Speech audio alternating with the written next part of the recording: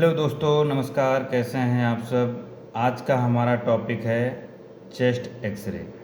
How to read chest X-ray. साथियों, chest X-ray को सामान्य भाषा में हम कैसे स्टडी करेंगे उसके बारे में हम आज जानेंगे। तो स्टार्ट तो हम करेंगे चेस्ट की ABCD से। उससे पहले थोड़ा हम चेस्ट की पोजीशनिंग के बारे में जानकारी लेंगे। जैसा कि ये मेरे सामने इमेज है दोस्तों, चेस्ट PA व्यू और चेस्ट AP व्यू, और अगर डॉक्टर रिक्वायरमेंट करता है तो हम लेटरल व्यू भी एक्सरे करते हैं। तो ये सामने इमेज है, आप देखिए, ये चेस्ट PA व्यू है। इसमें PA व्यू का मतलब है पोस्टीरियर टू एंटीरियर व्यू, और AP का मतलब है एंटीरियर टू पोस्टीरियर व्यू। अब PA में क्या करते हैं, हम कैसेट आगे की साइड लगाते हैं और एक्सपोज पीछे की साइड से करते हैं। और AP व्यू में क्या करते हैं, AP व्यू में जैसे किसी स्थिति में कोई पेशेंट खड़ा नहीं हो सकता है, जो बेड साइड पेशेंट होते हैं, जो चलने फिरने में असमर्थ हैं, उनके लिए हम AP व्यू करते हैं और कैसेट बैक साइड लगाते हैं और एक्सपोज आगे से करते हैं। तो दोस्तों, ये तो बात हो गई चेस्ट एक्सरे की पोजीशनिंग के बारे में।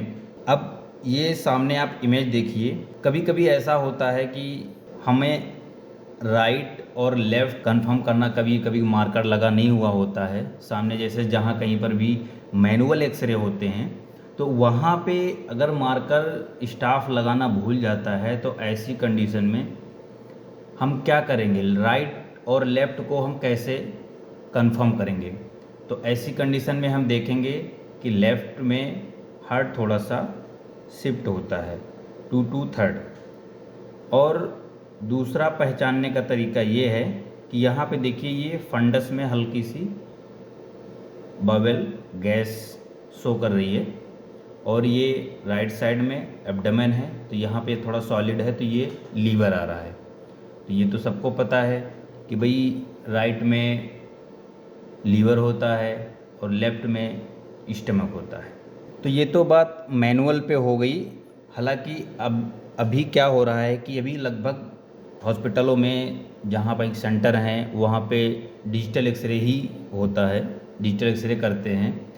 तो उसमें हम पेशेंट का एक्सरे जब हाथ में लेते हैं तो पेशेंट का नाम और एज और डिटेल्स वगैरह सब देख के इससे हम कंफर्म कर लेते हैं कि हाँ, ये राइट है और इसमें ये लेफ़्ट है। तो दोस्तों, अभी जैसे हमारे सामने एक्सरे अभी ये है PA व्यू का, तो इसकी हम क्लेविकल देखते हैं, कुछ इस तरह से दिखाई देंगी, ये देखिए। और जब AP व्यू होता है तो हम पेशेंट के हाथ को हेड के ऊपर होल्ड कर देते हैं, जिससे ये क्लेविकल कुछ इस तरह से हो जाती हैं, ये सामने ऊपर की ओर हो जाएंगे, ऐसे सीधी ऐसे हो जाएंगे। तो अभी ये सामने इमेज जो है ये AP व्यू है, और PA व्यू में ये कुछ इस तरह से आता है जो इमेज में दिखाया जा रहा है, ठीक है। तो ये हम AP व्यू क्यों करते हैं, एक्सरे चेस्ट AP व्यू क्यों करते हैं, उसका रीज़न ये होता है कि कुछ पेशेंट्स होते हैं जो खड़े नहीं हो सकते हैं, वो चल फिर नहीं सकते हैं, बेड साइड पे हैं। ऐसी कंडीशन में हम चेस्ट एक्सरे AP व्यू करते हैं। जो नॉर्मल चल फिर लेते हैं, कोई दिक्कत नहीं खड़े होने में, उनका हम एक्सरे चेस्ट PA व्यू करते हैं। अब हम स्टार्ट करेंगे चेस्ट एक्सरे की ABCDE। चेस्ट एक्सरे की ABCD क्या होती है। A फॉर एब्डोमेन, यहाँ पे देखिएगा, A फॉर एब्डोमेन है, ये एब्डोमेन का राइट साइड है और ये लेफ़्ट साइड है। और एक बात ध्यान रखिएगा, चेस्ट एक्सरे में या एक्सरे में जो एयर होती है वो ब्लैक दिखती है। ये आपके सामने है, ये देखिए, ये राइट साइड है और ये लेफ़्ट साइड है। ये फंडस की एयर जो आ रही है वो ब्लैक दिख रही है, जो कि ये लेफ़्ट साइड है। और ये आ रहा है आपका हार्ट शैडो आ रही है यहाँ पे, आगे हम बात करेंगे। और राइट में जो ये वाइट सा आ रहा है, ये देखिए, ये सॉलिड सा जो दिख रहा है आपको लग रहा होगा यहाँ पे, ये लीवर शैडो है। ठीक है, तो ये तो बात हो गई ए की। अब आते हैं हम बी फॉर बेसेस। ये लंग्स के बेस होते हैं, ये राइट लंग्स का बेस है और ये लेफ्ट लंग्स का बेस है। तो तीसरा पॉइंट हमारा है C for costophrenic and cardiophrenic angle. Costophrenic and cardiophrenic angle होता है, क्योंकि ये जो रिब्स होती हैं इनको हम सी फॉर कोस्टोफ्रेनिक एंगल, ये कोस्टोफ्रेनिक एंगल हो गया, और ये कार्डियोफ्रेनिक एंगल। क्योंकि जो ये रिब्स होती हैं इनको हम कोस्टल मार्जिन्स बोलते हैं, और फ्रेनिक मीन्स मतलब डायफ्राम, और ये हमारा हार्ट है राइट साइड का, इसको हम बोलते हैं कार्डियोफ्रेनिक। साथियों, ये है कोस्टल मार्जिन बोलते हैं इसको हम, और ये हमारा, और फ्रेनिक का मतलब होता है डायफ्राम, और ये राइट साइड का हार्ट है, इसको हम बोलेंगे कार्डियोफ्रेनिक एंगल। तो ये दो एंगल होते हैं, ये राइट कार्डियोफ्रेनिक एंगल है, ये लेफ्ट कार्डियोफ्रेनिक एंगल हो गया। अब बात आती है डी की। तो डी फॉर डायफ्राम, ये डायफ्राम होता है। यहाँ पे एक डोम शेप की मसल्स और लेयर होती है जो कि हमारे चेस्ट को एब्डोमेन से अलग करती है। यहाँ पे ये राइट साइड का डायफ्राम आ रहा है और ये लेफ्ट साइड का डायफ्राम आ रहा है।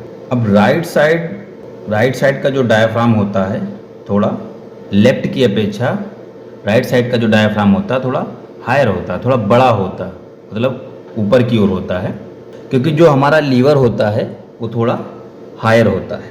अब कुछ कंडीशंस होती हैं इसमें जिससे हमारा लीवर बढ़ जाता है, जिसको हम बोलते हैं हेपेटोमेगैली। ये हमारे हेपेटोमेगैली क्या करता है, ये हमारे डायफ्राम को ऊपर की ओर थोड़ा धक्का देता है, धक्का मारता है, तो हमारा डायफ्राम थोड़ा ऊपर की ओर चला जाता है। या तो राइट साइड की बेस में लंग्स की कोई फाइब्रोसिस होती है, या लंग्स कोलैप्स हो जाता है, तो डायफ्राम को ऊपर की ओर खींच लेता है, तो डायफ्राम हमारा ऊपर चला जाता है। या बेस में कोई पैथोलॉजी या कोई एम्पाइमा या पस भर जाता है, तो डायफ्राम नीचे की ओर धक्का दे देता है, तो डायफ्राम नीचे चला जाता है।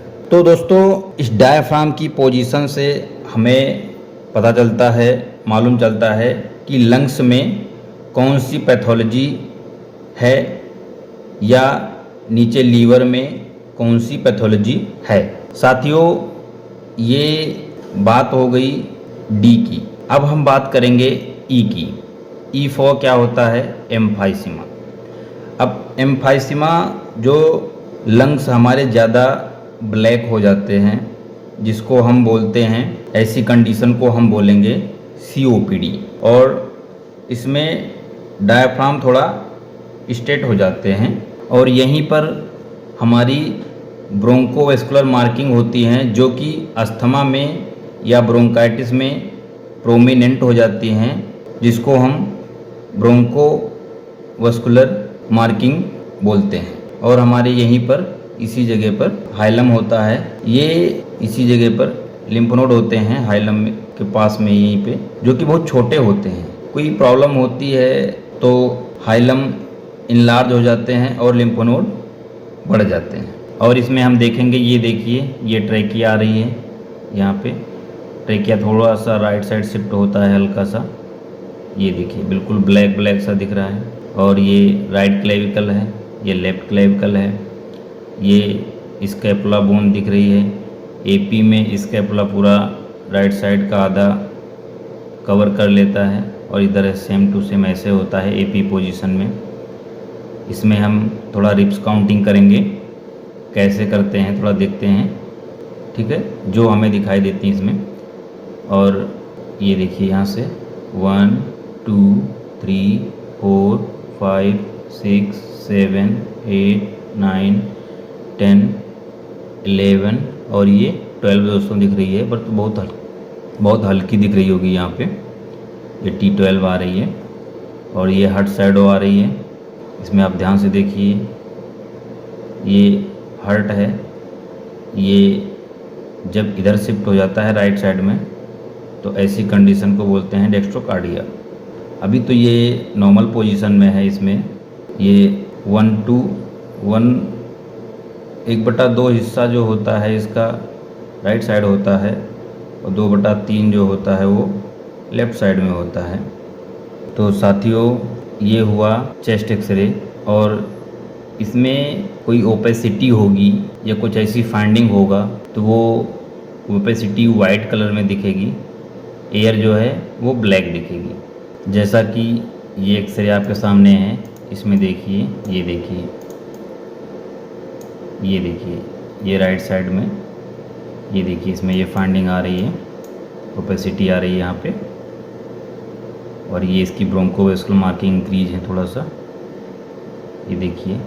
ये थोड़ा हम पेशेंट की हिस्ट्री को देखते हुए भी हम जो है एक आइडिया लगाएंगे कि भाई ये देखिए, इस पेशेंट को फीवर, वेट लॉस, हमने इससे हिस्ट्री लिया था का, फीवर भी आ रहा है, 102 तक फीवर जा रहा था और वेट लॉस है, खांसी है, लगातार खांसी हो रही है, चेस्ट में पेन हो रहा है। अब देखिए इसमें ये सीपी एंगल है लेफ़्ट साइड का एकदम से, मतलब बिल्कुल ये नोकदार ऐसे होना चाहिए, इसका सीपी एंगल कुछ इस तरह से होना चाहिए। ये राइट साइड का है, देखिए यहाँ सीपी एंगल गायब है, सीपी एंगल नहीं दिखाई दे रहा है। तो अब इसकी स्थिति थोड़ा सा बिगड़ने की ओर है, मतलब गड़बड़ हो रही है। ऐसी कंडीशन में पेशेंट को ज़्यादा टाइम डिले नहीं करना चाहिए और अपने डॉक्टर से मिल करके अच्छे से दवाई लेनी चाहिए। अब एक्सरे में सारी पूरी बात जितना दिखता है एक्सरे में उतना बताया जा सकता है, हर चीज़ एक्सरे में नहीं आती है, कुछ चीज़ें जो होती हैं। अब सीटी इसके लिए बेस्ट रहेगा, क्योंकि जब तक सीटी एक फाइनल नहीं होगा तब तक फाइनल नहीं हो पाएगा और कुछ लैब टेस्ट होंगे, उसके बाद डायग्नोस कंप्लीट होगा, फिर इसका इलाज होगा। तो दोस्तों, कैसी लगी हमारी वीडियो कमेंट करके आप लोग बताइए। थैंक यू, धन्यवाद।